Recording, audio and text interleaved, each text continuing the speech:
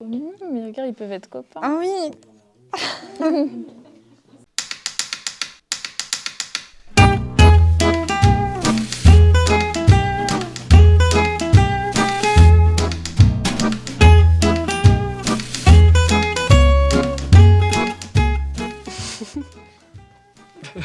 De toute façon, j'allais mettre ça. Quand on introduit quelque chose qui parfois est un peu trop gros, ce genre de choses, ça peut faire super mal, ou si on prépare pas bien. Puis après, c'est assez subjectif parce qu'il y a peut-être des personnes qui vont être plus fragiles que d'autres par rapport à certains actes. En fait, pour moi, ça dépend parce que c'est quand même une partie du corps très sensible et ça peut faire mal juste physiquement parce que ça fait naturellement mal.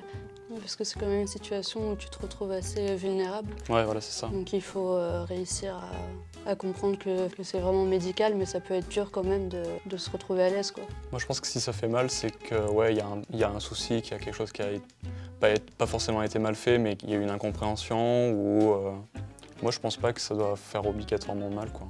Pour avoir eu l'expérience d'être allé chez un neurologue, il s'était rien passé, quoi. On a juste discuté, puis voilà.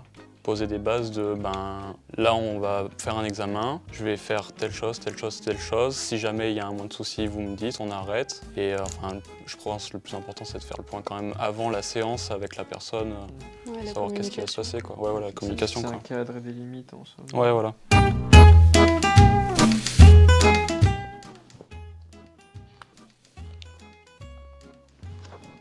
Je suis pas d'accord dans le sens où, dans l'absolu, ça peut faire mal. Enfin, dans les faits, ça peut faire mal, c'est sûr que c'est une réalité.